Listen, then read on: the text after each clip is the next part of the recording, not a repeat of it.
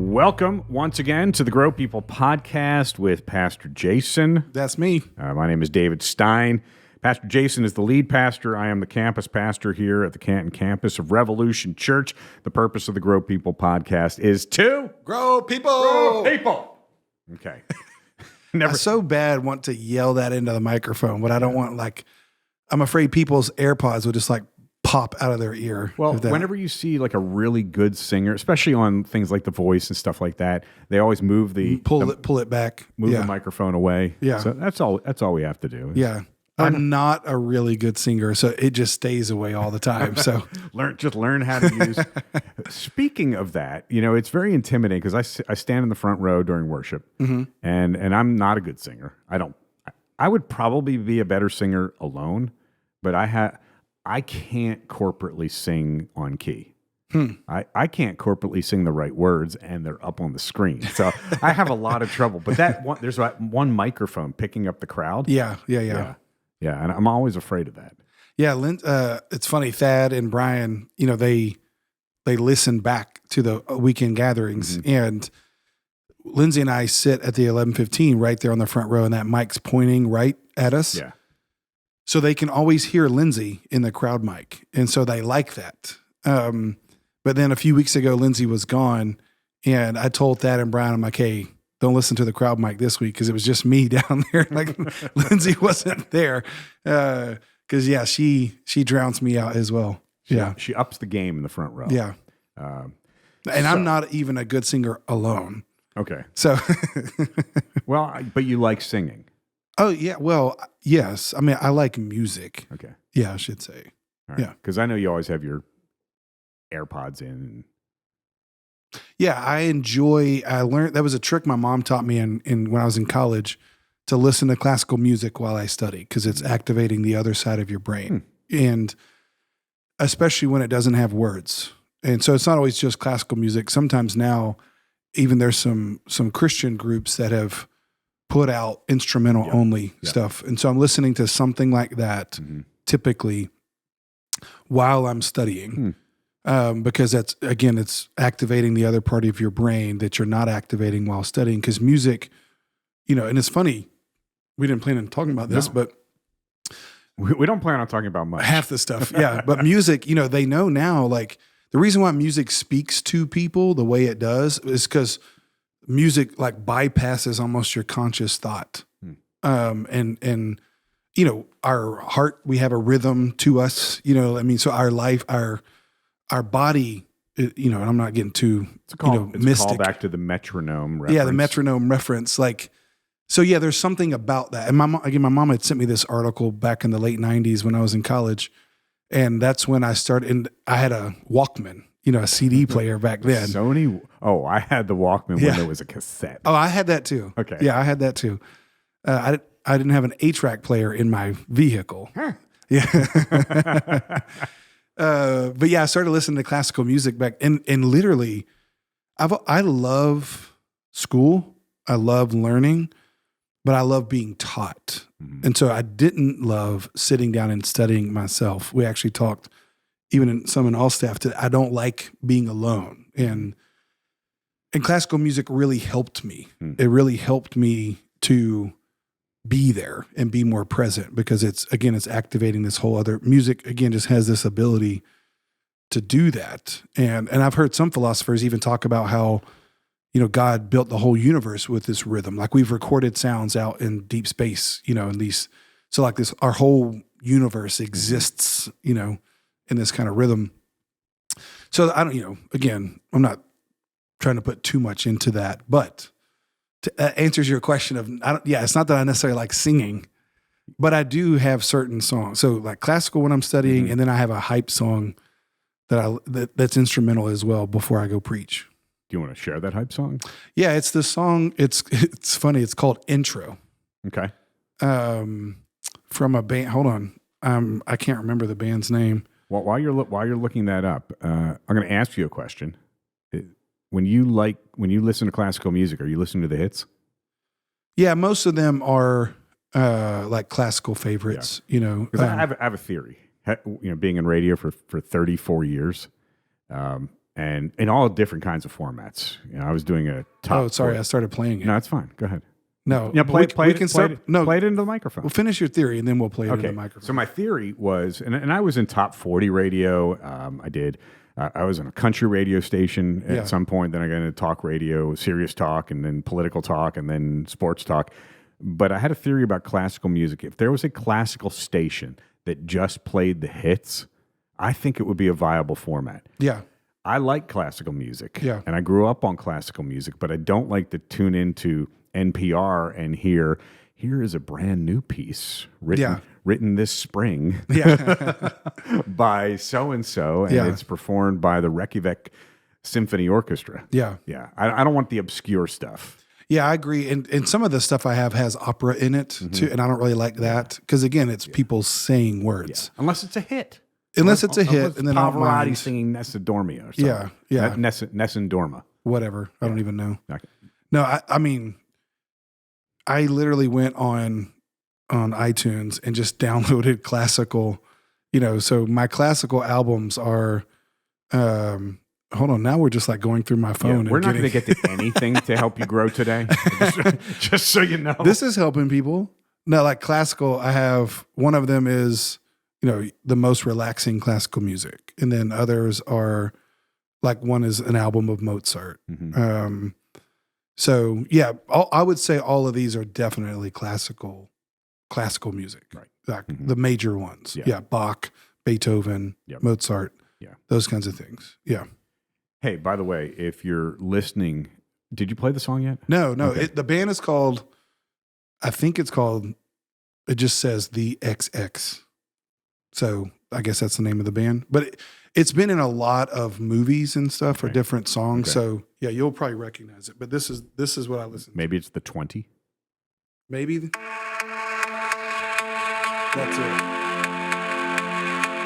Oh, that's good. Yeah. That's his walk-up music. Oh, that's my walk-up music. Yeah. But hold on, we got to keep playing until you hear when it goes into the other part. It's called the post. When it kicks in. So are you hitting the post when you're hitting the stage? Hitting the post? Hit it, yeah. Yeah. No, I like this. So that's what you're playing backstage. That's what I'm listening to in my ears. Okay. Yeah. But it's about to kick in. This is when I get really hyped. This is when I start moving. He is ready to preach, baby. Right there. So that's the song I listened to before I preach. Talk about pulling back the curtain. That's actually the curtain. That's on the stage. curtain. Yeah. That's what I'm listening to. Well, that was fascinating. Yeah. If you're listening to the Grow People podcast today on the day that it drops, and it drops on a Wednesday, Pastor Jason is now 44 years and 3 days old. Yeah. Unless you don't count that day, then it'll be 2 days. I don't know. Yeah. It was the 12th. Yeah. On Monday. Yeah. Monday. How'd you celebrate? Well, like I text you when you text me at the end of the day, you said, I hope you did something fun today. I was like, well, I went to work, to a volleyball game, and dinner. So, cause that was, life happened. Mm-hmm. So we'll celebrate more later, but yeah, we had a good meal together with family, and Natalie won her volleyball game. So that was great. Awesome. That told her it was a great gift for me. And then I went and bought a deer feeder, which was my gift. Hallelujah. So I say I bought it. Like I bought it with cash that people gave me. So yeah, which that's what I want. Lindsay's like, what do you want? I'm like, I want a deer feeder. Which she thinks is weird, mm-hmm. but where do you put such a thing? In the woods. Okay. Yeah. Right. Where the deer are. Okay. To feed them. Do you have a camera? Yeah, I do. Okay. Yeah. No, there's some land that I hunt on. Mm-hmm. And so I've been developing or preparing the ground. Mm-hmm. So planted food plots now, and I had some old deer feeders, so I needed a new one. Okay. So it's kind of a funny gift. A lot of the dudes that hunt would understand it, but I just love being outside so much. So anything that I can do outside, like hunting, riding, four-wheelers, I was planting food plots last week, and the guy that was helping me, I said, this is fun. He was like, this was fun. I'm like, yeah, this was a blast. I love it so much. That's cool. No, and I like that you guys do that. and occasionally we'll bring in something venison-like too.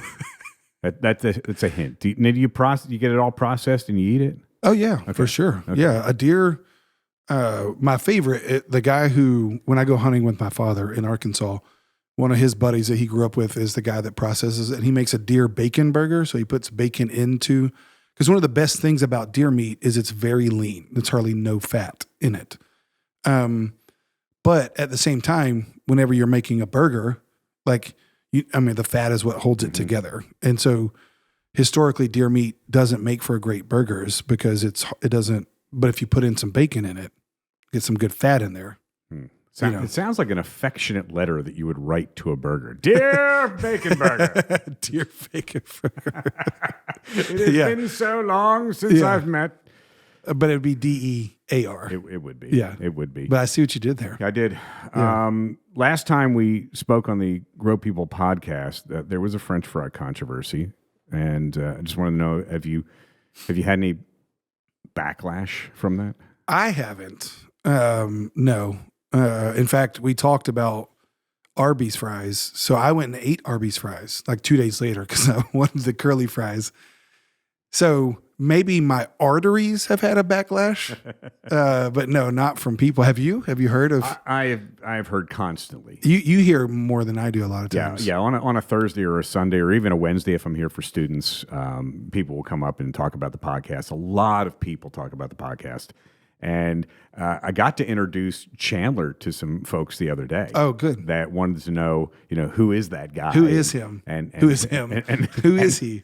And who doesn't like Chick-fil-A waffle fries? I just pointed him out in the lobby. That guy. I will say that, remember how we had the conversation of how they're super hot and then they get cold so quickly. In a nanosecond. Yeah. And so on Saturday, Natalie had a volleyball tournament all day, and I had to go pick up some nugget trays from Chick-fil-A and for her, break in between games. So I had to go pick it up, and then so I got lunch for ourselves. And when I got it, the standard thing, I got one hot Chick-fil-A fry out of the bag first. I mean, that's just like a rule. You have to. It's like a tithe to yourself, I want the first fruit of the hot fries. But then I went and put the food in the car and then went back to go get the nugget trays. And by the time I got back to the car, they were like cold, ice cold. Like you said, like it happened so quickly. Yeah. So I was laughing to myself, I'm like, as normal, David's right. Like it went from hot and enjoyable to cold in nanoseconds. Yes. But I didn't have my air fryer because we were over in Gainesville to warm them back up. But so I love how that it's not only a rule, it's probably a law. Should be. That once you get that bag handed to you, you must, prior to setting the car in motion, have one of those fries. That should be a part of our hiring process now. Yeah. Which Chandler would have not been hired probably. No, he doesn't. He wouldn't be tithing the waffle fry to himself.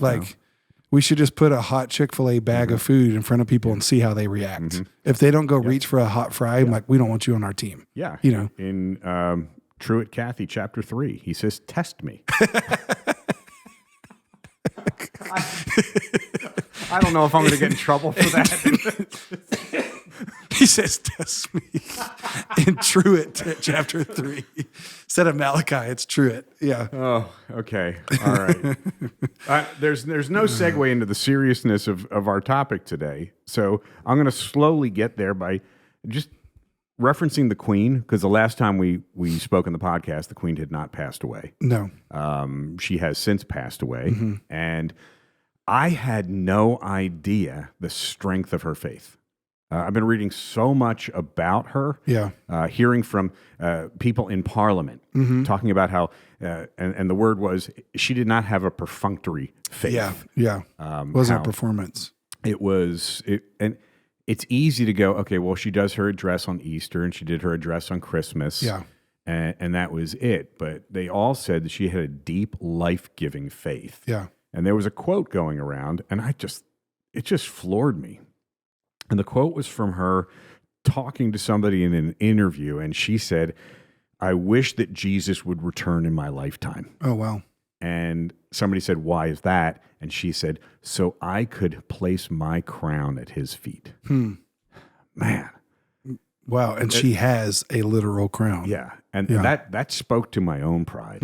I haven't heard that. Yeah. Am I willing to lay my pride at Jesus's feet? And I just thought that was so good. Wow. I had not, I'm kind of stunned by that.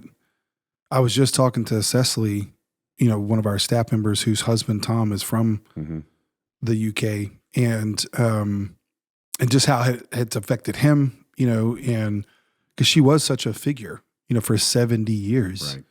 And it's a completely different system than ours. And so it's kind of hard for us to wrap our minds around it. But yeah, I did see that clip from one guy in Parliament that talked about how she was such a figure in their lives for 70 years, but the reason was because Christ was such a figure in her life. And so her constant of 70 years, she was able to do that because of Christ's constant in her life. That's the overflow we talk about. Yeah. Yeah. So that was a really cool thing too, because you're right. Lindsay loves the show The Crown, and she loves all the royal family kind of stuff. I never really got into it that much, but not because I didn't think it was good or, it wasn't bad. But yeah, over the last week, learning more about her, and I mean, she truly was a remarkable woman. And that's what Cecily and I were talking about, even her humor, like some of the funny things that she did. And yeah, so it really seems to be like the fruit of her, not only her leadership for 70 years, but her life. There was a strong faith there that produced this fruit of joy and love and perseverance that is really quite striking. You just don't see from so many world leaders. Right. And that actually does segue into something that we want to talk about today on the Grow People podcast. And it was something that you shared just a couple hours ago in our monthly all-staff meeting, and that's the staff from both campuses getting together for a time of worship. And today was kind of an open mic night where we got to shout out a song that we wanted to sing and why we wanted to sing that. And that was pretty cool. It was powerful. But then you shared from the heart what God has been speaking to you about through some of your studies in your doctorate program, some of the books you've been reading. And one of the things you said at the outset, and I wrote this down, you have to be with Jesus in order to speak for Jesus. And then you shared, it's so easy to get into a place where we're working for him as a replacement for being with him. Why was that so powerful in your life? Yeah, it was so, and you said it, I'm in my doctoral work, the class this semester is on spiritual formation. And my last class was on contemporary issues. And so we were dealing with like what was going on in the church and in the world right then, which was really helpful, processing coming out of COVID and how we handle things. That was super, super helpful. But now this class is almost the opposite. And I don't know if they did this intentionally, but even if they didn't, it makes them look really smart. Because now we're dealing with spiritual formation that's not a contemporary issue. We're talking about things that are old, that have been around.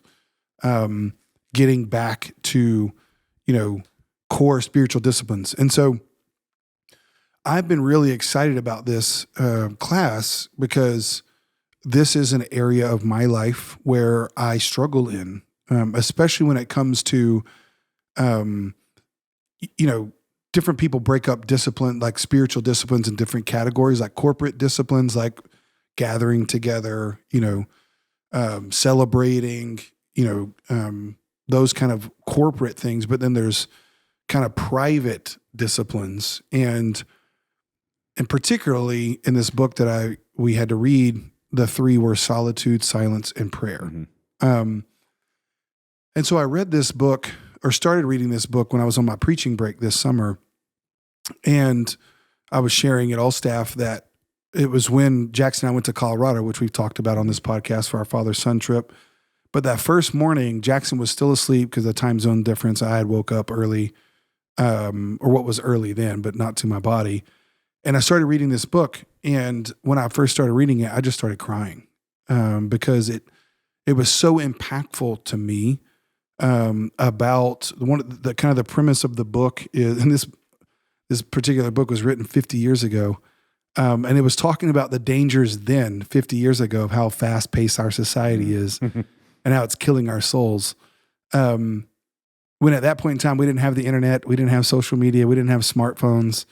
Like we look back on then and think, oh man, that was slow. But at the time, technology had progressed so much at that time where, TV and radio and all this kind of stuff, there was so much noise that was, on the scene then, but now it's just quadrupled.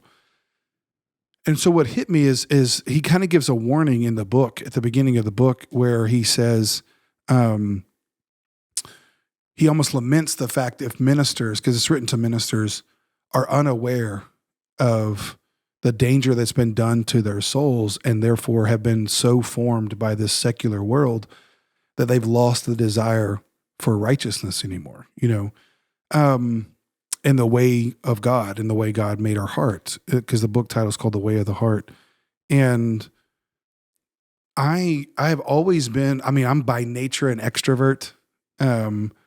So the hardest thing in me for ministry early on, which kind of goes back to us talking about classical music, was being by myself. And I hated it.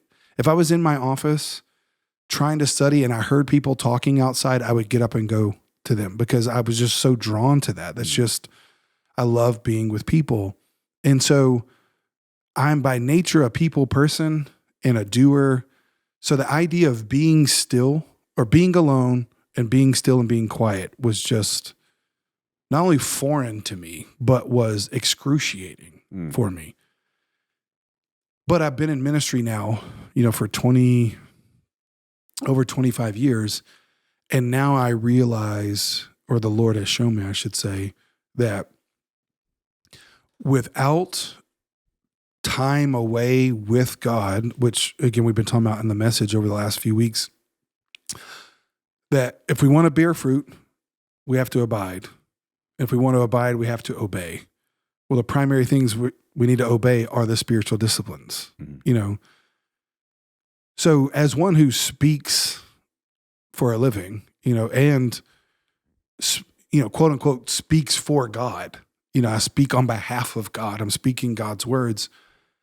If I don't spend time with God, if I'm like our staff, we are called to speak for God. We are called to, be the leaders of the church that are bringing the kingdom to earth, that are heaven on earth, Well, how in the world can I speak on behalf of God if I haven't been with God to know what he says?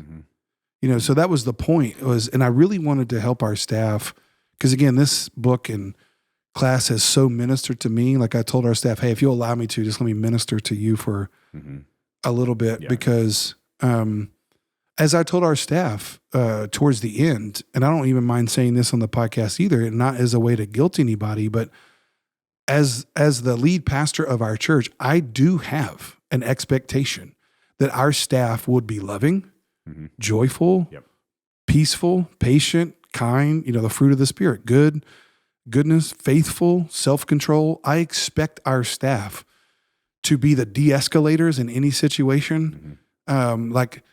No Christian has the right to say, well, that's, if they're rude, well, that's just my personality type. Well, you're just a jerk. But even more so our staff, because as leaders, we're supposed to embody those qualities. Sure. But at the same time, what I was telling our staff is, yes, even though I want them, I expect them to have that. They're never going to have it if they're not abiding with Jesus. That's good. So I really wanted to be helpful because, again, it was so helpful to me that, I genuinely struggle with solitude and silence. And even in the book, it talks about our compulsiveness. And that was really probably one of the biggest things God made me aware of is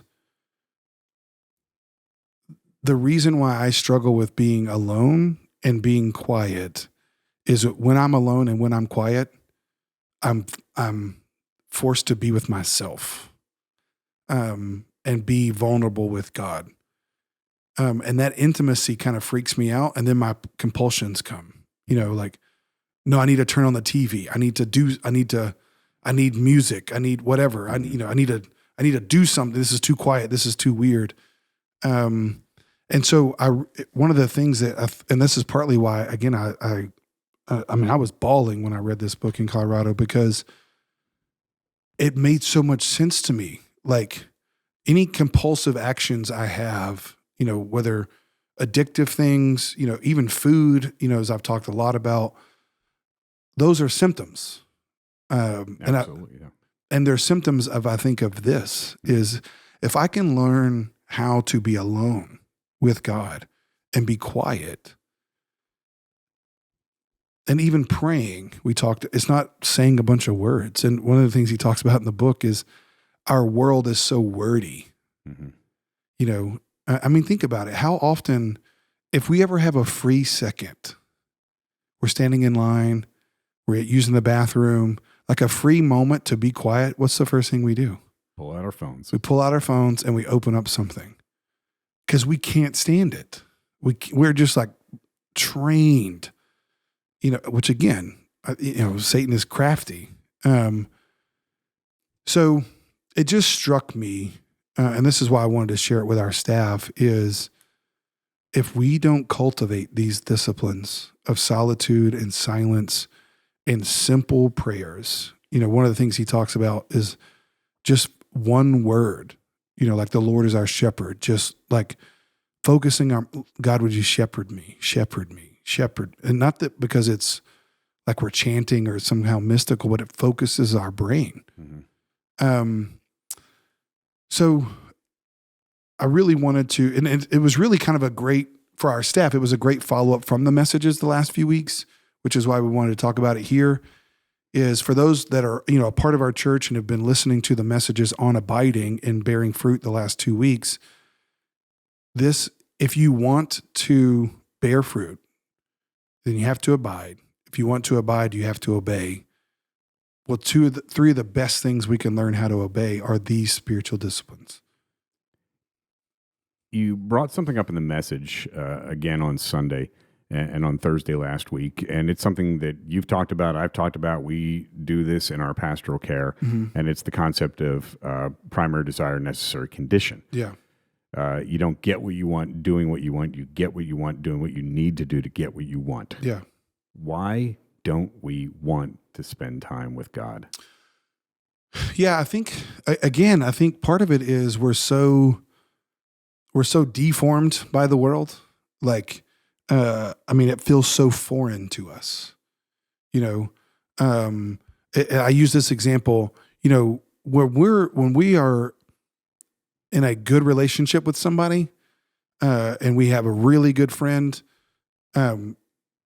that the reason how they're a good friend is if you can be alone with them and you don't feel like you have to say anything. Mm-hmm. You don't feel like you have to entertain them at all, or you can just be there and be quiet because your presence with each other is so comfortable. But when there's somebody that we're nervous around walks in and we're alone, we feel like we have to say something. So I think what we think is that's what it is like with God. Like, the idea of being alone with God almost scares us because we're so not like him, which again, to a degree makes sense because he's holy, right? And we're not. It's like when Jesus, I can't remember exactly where it was, but when the guy realizes, I guess it was Peter, who Jesus is, and he was like, I'm sinful, get away from me. Mm-hmm. So we are sinful and unholy in the presence of perfection. Naturally, we're not going to feel comfortable because our relationship is such that we feel like we have to talk a lot to impress God. But I use this example at All Staff, and it's funny. I didn't think about it before All Staff, but as I was talking, that's how you're an extrovert too. You have to talk in order to think. This idea or this thought came in my head. Taking a vacation with my wife is arguably one of my most favorite things to do, other than maybe well, I wouldn't say other than, but like hunting and being with the Lord, you know what I mean? Like, but being with Lindsay, like we had our 20th anniversary, we went to Mexico and we laid on a beach. Well, I looked forward to that for months because it was a time that I could be with the one person that I don't have to say a word with. Right. She knows me. I don't have to explain myself. You know, we could just be. Well, that's not how we think about our relationship with God. And so it was so helpful, even today, talking about it, thinking like, oh, if I can start to see my times with God like that, like a vacation on a beach with a person that knows me. Well, now I want that. And the thing, and I actually teared up in all staff saying it, is that's how God thinks about it with me. You know, that's how God thinks about it with us. He's so, not desperately like he's desperate. I don't want to make God sound like that, but God so wants us to have rest in him, that he is offering us a time on the beach to come just be with him. And I think the reason why, to answer your question, our soul doesn't want that is because we don't understand what he's offering. So, and it's so foreign to us. It feels so weird to us. We think of our relationship with God way more as a performance. We got to say all these things, do all these things. So again, I think if we can reframe it, which I think is what Jesus was saying, which is why he said, Matthew 11, come to me and I'll give you rest. Like, come sit with me, you know, and I'll grow the fruit in you. Just be with me. The fact that the God of all creation wants to be with me, wants to spend time with me. And what he did to get to you. What he did to get to us. So I think that changes the desire, that your original question, the want to. Then the second part of that is, what do I need to do to get what I want? Well, if I want to be with God, if I want to abide with God in that way, if I want to have a relationship where God and I metaphorically can sit on the beach together and just be, then what do I need to do to get that?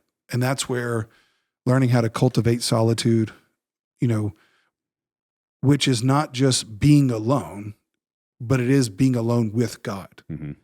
Silence is not just not talking, but it is listening to God. Right. And there's a reason why it's called practicing spiritual disciplines. Yes. It takes time. It takes practice. Yes. Not a game. Practice. No. Not a game. Exactly.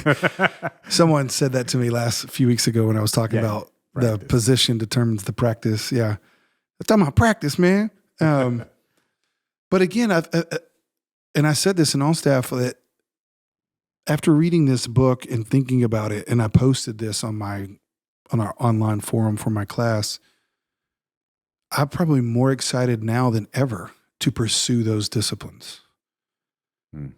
Because before, when I would be by myself, alone, silent, all of us have this, your mind starts racing, it starts going crazy, you know, you're never settled in your soul. And I think it's because we're like, I don't know what to say, I don't know what to do. Well, we'll just sit there and be quiet. Don't say anything. And I mean, you can say simply 2 words, help me, you know, and then just this, you know, that's why also it's called practicing the presence of God. Like the presence of God, like that is his rhythm. Like I said last week, you know, that is his step. Like in that moment when we do that, we just got in step with the Spirit. Well, something happens in your soul, you know, and we did it in all staff. We took like 7 minutes to be alone. Like I went into the back room of the Cove in Canton, and be quiet and just be with God. And that's what I was saying in this post. Like I've never been more excited to pursue these disciplines because it's like, hold on. It's like thinking about my wife. You mean I get to go lay on a beach with my wife? Yes, please. Because she's my most favorite human. And so now thinking about solitude and silence and prayer, I'm like, wait, you mean I get to go be with God? Yes, please. Because he's my most favorite God, You know, I mean, he's more than human. And so I think if we can learn to frame it like that, then we'll understand that God doesn't want us to do, again, he doesn't want us to do these things just because he likes commanding us, you know, or just because he wants to make our life miserable. He knows the rhythm through which our soul was made. It was made in his rhythm. And so by us practicing silence and solitude this way, it's getting our souls back in rhythm with him, which is why it quiets our soul so much. It, you know, which almost sounds mystical to us. But that's one of the things that bugs me about Christians so much. We don't talk about God like this, you know, depending upon your tradition. But definitely in my tradition, in a, you know, more conservative, reformed, Baptistic tradition, we didn't talk about God like this, this personal, you know. But the primary metaphor between Jesus and the church is marriage. And so God, that's why I thought the analogy of, like, I can't wait to go on a vacation again with my wife because I just want to be with her. Yeah. Because that's the one person in the world I don't have to explain myself to. She loves me already. And she wants to be with you. Exactly. And that likewise ties in the metaphor. Yes. The concept that you've been talking about related to something you brought up in a message a couple of weeks ago, the arche. Yeah. As the leader of our church. Mm-hmm. Yeah, and that was the thing that, again, that was so sobering to me. And just like I said, I expect our staff to have joy, to have love, to have the fruit. I expect them to have that. I also expect that no one on our staff would have more joy and love than me. Because if I'm the leader, you know, my title is lead pastor, and to use that reference in the message at arche obviously means ruler or prince, and it was a reference to Satan. But generally speaking, the definition of that is one who embodies the qualities the most. And what makes Satan the ruler is he embodies the qualities of evil more than anybody. And what makes Jesus the Prince of Peace, the arche of peace, he embodies that more than anybody. So from a leadership perspective, I should embody that more than y'all if I'm the leader. And then y'all should embody that more than our team leaders and our team members. So there's no team member on our teams here at our church that should have more joy and peace and patience and love and kindness than our staff. And there's no staff member that should have that more than me. Well, that's a huge, that means I better spend some time abiding with Jesus then. Because then this is the whole point we were trying to make originally, or the thought is, how in the world can I lead people to Jesus when I haven't been with him myself?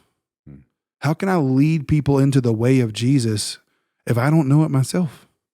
If I'm not being with Jesus, then how in the world can I speak for Jesus? And the kicker to this is what you spoke about a few weeks ago. I don't know if it was 2 weeks ago, 3 weeks ago. Jesus is out for your joy. Yes. So you get that was just last week. You get to spend time with Jesus. Yeah. Because he's out for your joy. You get more joy by doing that. Yeah. You know, we all know the stories of Jesus, how he got up before daybreak to go spend time with his Father, or how he would leave crowds just like seemingly random. Like he would just sneak away. You know, and I've joked, he's like ninja. Jesus, you know, he was like, where's Jesus? We don't know. Well, he's over in the Mount of Olives, you know. And of course, you know, in his humanness, Jesus had to do that because he had to practice those disciplines too. But in his godness, it feels weird saying that because, you know, he's fully both. But Jesus just loved his Father so much. You know, I mean, I just imagine Jesus being like, y'all are crazy. I got to go see God. Like I gotta go hang with the dude who I don't have to explain myself to, you know, like Jesus. I always just thought of it as Jesus had to go do that to be empowered for ministry. I never thought about it from the perspective, no, Jesus wanted to go do that. That's the difference. Yeah. Yeah. He wanted it because he loved it so much. Mm-hmm. He wasn't just doing it to be empowered for ministry. He did it because that was his rhythm. God has existed from eternity past. That's how they've been dancing for all of eternity, of being together. And again, we don't know theologically how it all works, the hypostatic union, Jesus, two natures in one person. Obviously that's a mystery, but to some degree, Jesus was God, but he's not God. Jesus is God, but he's not the Father. Let me clarify my words before I get heretical here. But as the Son, he loves the Father so much that he just wants to be with his dad, And I think about that, my dad lives in Texas and, we're 4 states away. I went hunting. This kind of come full circle now. I used to love going hunting because that's when I got to be with my dad. Mm-hmm. So I developed a love for hunting because I just loved being with my dad. And I think the same thing is if we will develop a love for people if we just love being with our Father. So we shouldn't want to go to God just to get empowered, although that is a fruit. That is a point of why the Spirit came. He's the helper. Yeah. And Jesus said, you will receive power to witness. We'll get to that at the end of John. But at the end of the day, if there is so I'm saying all to say now, the best part of my week is having time alone with God to study his word. Now I've learned to love it because my soul knew it needed it before my brain was even aware of that. You know what I mean? You do feel those things. It's a craving. Yeah. And again, we can only relate it to a relationship with our spouse. There's just something, and I know not every marriage is like this, but this is what we want for people. I'm at home where my wife is. Yeah. It doesn't matter the house. I'm at home with her. Yes. And there's this sense that I'm also at home with God. And if we can cultivate a relationship with God where we feel this sense of I'm at home with him and we just want to hang with him and be with him, then he'll grow that fruit of joy. And so I was really trying to connect it to our staff in a tangible way from the messages of hey, if you're lacking joy in Jesus and love for others, it's because you've been so deformed by the world that there's never any space for God to transform you because you're not even being with him. There's so much that we're inundated with. We've talked about that several times on the podcast. But the irony of all of this, the irony of these particular spiritual disciplines, of silence, solitude, and prayer, is that we're talking about this on a podcast where people are listening to it, and we're awful listeners. Yes. I spent 34 years in a business that rested on listeners, but we're all bad listeners. We listen to so much stuff, we can't stop and listen to God. Yeah. We can't just take that moment. Yeah. And, we started this as a church a couple of years ago in Abide. Yeah. Where we came out of Abide, we took communion, but in that communion that January, and I would say it was 2 years ago, we started out with 2 minutes of silence. Yeah. And it was hard. Yeah. The entire congregation just sitting silent. Yeah. And we knew it was going to happen because it happened with us off air. Yeah, exactly. Offline. Where we began to weep. Yeah. You could hear people weeping 90 seconds into the silence. Yeah. Because it was maybe the first time that they had just sat. And it's still, for me, the most difficult of the disciplines. Of course. But because you're a talker. Yeah. So am I. Talk for a living. And I've shared this before. I think it was on the podcast, my first Silent and Solitude retreat. Did I ever share that? You shared it with me. Yeah. Yeah. Going to Central California. I'm a new believer. It's 2007. I had just read Donald Whitney's Spiritual Disciplines for the Christian Classic Life. book. Yeah. And man, I was fired up. I am going on a silence and solitude retreat. I'm gonna take 2 days off from 4 hours a day talking on the radio, and I'm gonna go to this cabin in Central California. And it's not sequoia trees, but they're big trees. Yeah. So I'm in the middle of 10 miles from nowhere, and I think this is going to be the greatest trip ever. But I'm 10 miles from nowhere in bear country. And this cabin, I'm pretty sure the previous Airbnb residents were Freddy Krueger, the guy from Halloween, Jason from Halloween. And I just could not sleep because I wasn't talking and I wasn't listening to anything. Yeah. And I brought my first Bible with me, and I brought that book on spiritual disciplines, and it was excruciating. Yeah, it was like your first date with God. Yes. Yeah. And what do I say? What? Yeah. I hope he likes me. Yeah, I hope he likes me. Yeah. And it was about 4 a.m. the next morning, and I just couldn't stand it anymore. I couldn't sleep. I knew I was going to be axe murdered or eaten by a bear. And I just kind of burst out the front door, and I start running. And I get to my car, and it's still dark, but I could sense that day was going to break. And of course, in the light, there's nothing to be afraid of. Yeah. And daybreak began maybe about 5:15.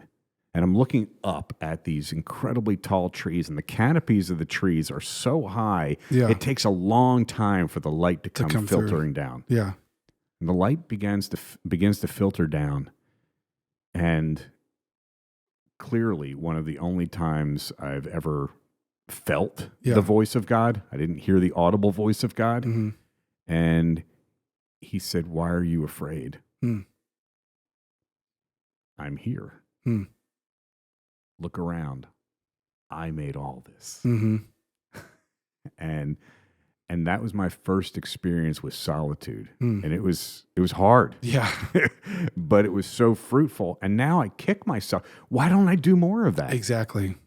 Why don't I get on my knees and just say nothing? Well, one of the things he talks about in this book, which is so true, and I mentioned this to my class, was it's partly because of ministry success, quote unquote. Like our church, Revolution.Church, has been successful. And for those of you listening, I'm doing that in air quotes. Yes. We've been a growing church,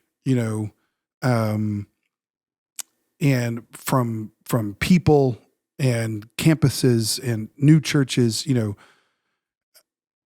and so almost, our success is what it becomes our Achilles heel, because we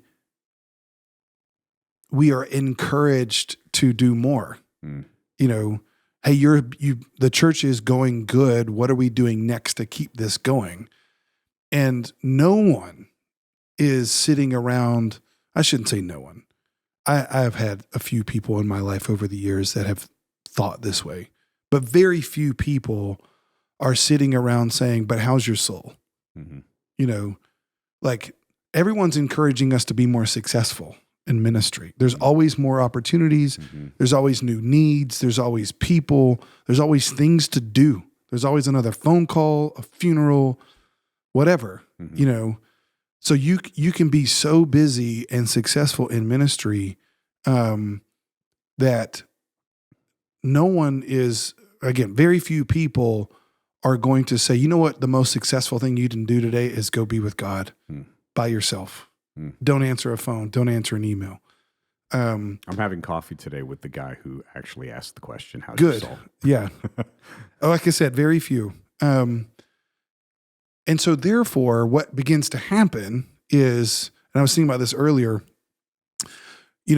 everybody's always, especially in the world of social media, it's like, "Did you see what they said? Did you see what she said? Did you see what he posted? Did you see that thing?" Well, it's like, you want to ask people, what is God saying to you? I don't care what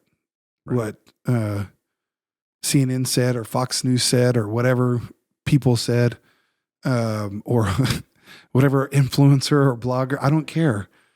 I'm not saying that what they're saying is bad and inherently, but my point is how much of our life is built around what was said in the last 24 hours by people as opposed to what was said by God 2,000 years ago. And so what if we begin to cultivate that? Hey, David, what is God saying to you? Mm-hmm. When's the last time you spent some time with him, and what's he saying to you? Well, I would venture to say the vast majority of people would have no idea how to answer that question. Right. And I don't mean that arrogantly. A lot of times I wouldn't know how to answer that question. I was like, oh, yeah, haven't talked to him lately. And I think that's the danger in it. And again, in ministry, it's even more dangerous for leaders because everyone is encouraging you to be more successful in ministry, but not more successful in your soul. But the ironic thing is ministry long-term will be far less successful if our soul shrivels up. And as you have said many times, if you are saved, you're in ministry. So if you're listening today and your vocation is not at a church, that doesn't mean we're not speaking to you. We're speaking to moms, dads, teachers. Yeah, any kind of leadership. And anything that you are doing where you are leading people, even leading yourself, this applies to. Yeah, like parents are called to speak on behalf of God. I mean, the Bible says, train a child in the way he should go. You're speaking on behalf of God to that child. There's a stewardship there. Every leadership is a stewardship. As Andy Stanley says, it's temporary and you're accountable. So it's all a stewardship. But if I'm supposed to speak for God, then I better develop a relationship with God so that I would know what he wants me to say, And again, that's the problem with us as talkers. Like I've joked before, there's never been a problem in my life that I didn't think I could talk my way out of. And so therefore I'm thinking, you know what's going to fix this? More talking. But that's not how it fixes my relationship with God. Which is why our relationships with God are so shallow, because it's so we built it so much on talking as opposed to being quiet and listening. Well, if I'm going to have anything worth saying, I better have been quiet with him and listen to what he wants me to say. In a culture that screams, do more, today's podcast says, do less. Spend time doing nothing and listening to God. Yeah, I would say, do the one thing. Do the one thing, do something, But I know what you're saying. I'm not contradicting you, but but what we're saying, definitely do less. But do the one thing that enables you to do everything else. Abide in Jesus. So, as we've talked about before, this isn't a priority list where Jesus is first and then second, third. Jesus is the center of everything. That's right. So if I'm spending time with Jesus at the center, then every other circle, Jesus is the center of it. Yeah. If you're reading a blog and it's 11 ways to a better anything, a better blank, a better marriage, a better ministry, a better job, a better whatever, and it doesn't include Jesus at the center, delete it. Yeah, I mean, just understand that, again, it's so many of those things are task-oriented, not relationship-oriented. That's right. Again, if I can't go on a vacation with my spouse and sit there with him, then we've got, or her. Mine's a her. We've got massive problems. Yeah. And I think there's a lot of people listening to this. They would be like, oh gosh, I don't know if I could do that. Well, that means there's a lack of intimacy between the two of you. Right. So you need to do the one thing that's going to enable you to do everything that you want in your marriage is learn how to be together. Learn how to be vulnerable with one another. Learn how to be, again, the whole be with part. So that's my point, is like, that's the one thing that will enable us to do everything. So to your point of like something has 11, if I'm going on vacation with my wife and I'm thinking, here's the 11 things that I need to do with her. Well, I'm missing it. Right. You know what I mean? Yeah. It's like, no, I just need to learn how to be with her. Yeah. Which may include 11 things. You know what I mean? But you know what I'm saying? Yeah. All through the podcast, anytime it clicks, okay, this is going to be the title of the podcast, I'll write something down. And I have a few things written down, maybe something about classical music, maybe something about the Queen, but I think the title's going to be Do the One Thing. Do the one thing. Yeah. You've been listening to the Grow People podcast. Powerful stuff today, and hopefully it made you laugh also. If you want a transcript of today's podcast, just write everything down we said, which is always funny, I thought. Yeah. Chandler, is it funny every time, or should we stop doing it? I look forward to it. I'll be honest. Okay. I do. Yeah, because I know somebody's going to come up on a Sunday and say, hey, you didn't say if you want a transcript of the podcast. Just write everything that's down true. we said. It was definitely so funny the first time. Yeah. Yeah, because you shocked us all. Yeah, but now it's kind of like one of those catchphrases. It's of like course. an SNL catchphrase. It is. Okay. Yeah. All right. This has been the Grow People podcast. The best advice we could ever give, aside from do the one thing, is Trust Jesus and take a nap.